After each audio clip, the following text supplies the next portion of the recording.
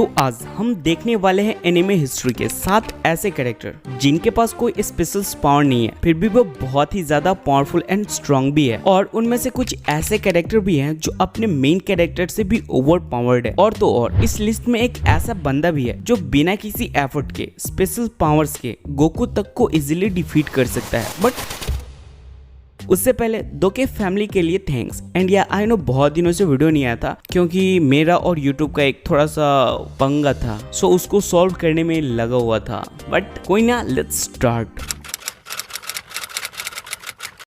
बाकी हानमा एक ऐसा कैरेक्टर है जो एकदम एक्सट्रीम फिजिकल पोटेंशियल का परफेक्ट एग्जाम्पल है बिना किसी सुपर पावर के। बाकी का फिजिक्स किसी भी ओलंपिक लेवल एथलीट से कम नहीं लगता। साथ ही उसकी hand to hand combat technique, martial art mastery और बैटल इंस्टिंक्ट उसे और भी डेंजरस बना देता है। जो चीज बाकी को अलग बनाता है वो है उसकी अनब्रेकेबल विल और कांस्टेंट ग्रोथ। हर नए फाइट्स के साथ वो और भी ज्यादा पावरफुल हो जाता है, जैसे उसके ऊपर किसी भी इंसानी लिमिट्स का कोई इफेक्ट ही नहीं होता।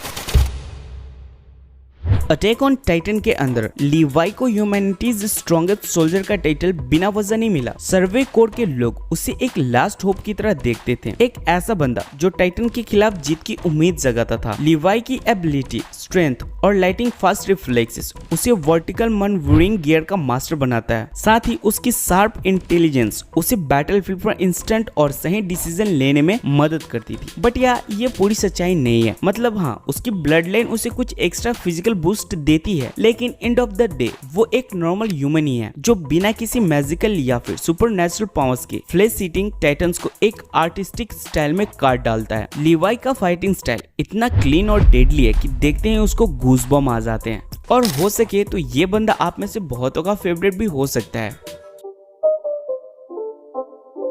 गिनटामा का हीरो सकाटा गिनटोकी पहली नजर में बस एक लेजी और केयरलेस स्लैशर लग सकता है जो हर वक्त प्रॉब्लम में फंसा रहता है, लेकिन जैसे ही उसे एक बार तलवार चलाते हुए देखते हो तुरंत लगता है कि इस बंदे में कुछ तो है। गिनटोकी की तलवार कोई एक्सेंट कर्स वेपन नहीं बल्कि टीवी शॉपिंग से लिया गया एक चीप सा निकनैक है। और ना ही गिनटोकी के पास कोई भी सुपर नेचुरल पावर है, फिर भी वो इसी सस्ती सी तलवार से एलियंस, डेमंस और पूरी गैलेक्सी के टफेस्ट एनिमी को इजिली काट डालता है बिना किसी पावर्स के, सिर्फ अपने स्किल, विल पावर और सैवेज फाइटिंग स्टिक से। गिनटोकी एक परफेक्ट एग्जांपल स्टाइल, स्किल और स्वैग का।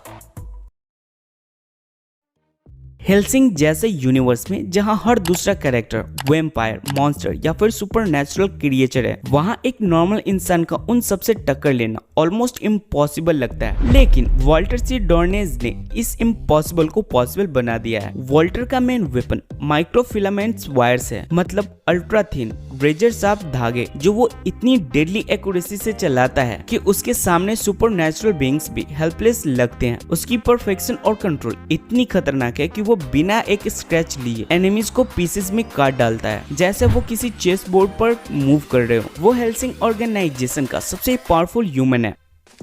वन पीस की दुनिया में ज्यादातर टॉप फाइटर्स या तो डेविल फ्रूट्स पावर यूज करते हैं या फिर उनके पास कोई जेनेटिक अपग्रेड होते हैं, लेकिन रोरोनोआ जोरो एक ऐसा वॉरियर है जो सिर्फ अपनी ट्रेनिंग, डेडिकेशन और विल पावर के दम पर वर्ल्ड स्ट्रॉन्गेस्ट स्वॉर्डमैन से बनने निकला है। जोरो का फाइटिंग प्राइड इस बात में छुपा है कि उसने अपने स्वॉर्डमैनशिप्स को बिना किसी सुपरनैचुरल हेल्प के मास्टर किया है। हर एक फाइट्स के बाद वो और भी टफ, शार्पर और अनस्टॉपेबल बन जाता है। स्ट्रॉ हैट्स के मॉन्स्टर ट्रायो लूफी, संजी और जोरो में सिर्फ जोरो ही है जिसको ना डेविल फ्रूट मिला है ना कोई साइंटिफिक या फिर जेनेटिक अपग्रेड, फिर भी उसके रॉ कॉम्बैट पावर मॉन्स्टर से कम नहीं लगता। बजर्क की क्रूअल और ब्रूचुअल दुनिया में गट्स एक ऐसा कैरेक्टर है जिसका हर एक स्कार, हर एक मसल और हर एक रेंज फील्ड स्क्रीम उसकी सर्वाइवल स्टोरी को बताता है। छोटी सी उम्र से ही उसने स्वॉर्डमैनशिप सिर्फ एक रीजन के लिए सीखा, जिंदा रहने के लिए। गट्स बचपन से ही अपने साइड से काफी बड़ा स्वॉर्ड से ट्रेन करना शुरू किया, जिस वजह से उसकी बॉडी इन ह्यूमन लेवल तक स्ट्रॉन्ग बन गई। जब वो दुनिया के हेल्सिंग मॉन्स्टर से टकराता है जिसके सामने एक नॉर्मल ह्यूमंस एक सेकंड भी नहीं टिकते, तब भी वो उन्हें रॉ पावर्स और विल पावर से धूल चटाता है। उसके पास ना तो कोई मैजिकल पावर है ना ही कोई डिवाइन ब्लेसिंग, सिर्फ एक चीज है, अनस्टॉपेबल रेंज और कभी ना टूटने वाली डिटर्मिनेशन। गट्स हर फाइट्स में प्रूव करता है वन पंच मैन का हीरो सैंतामा एक ऐसा कैरेक्टर का नाम है जो बिना किसी फ्लैशी पावर अप्स या फिर सुपरनेचुरल ऑरिजिन के पूरे एनिमे यूनिवर्स का सबसे पावरफुल बंदा बन गया है। वैसे इसको पूरा एनिमे यूनिवर्स का सबसे स्ट्रॉन्गेस्ट बंदा बोलना थोड़ा सा गलत होगा क्योंकि इससे भी स्ट्रॉन्गेस्ट कैरेक्टर एग्जिस्ट करते हैं। हाँ, सीरीज ने हिंट दिया है कि उससे किसी लिमिटर को तोड़ दिया है,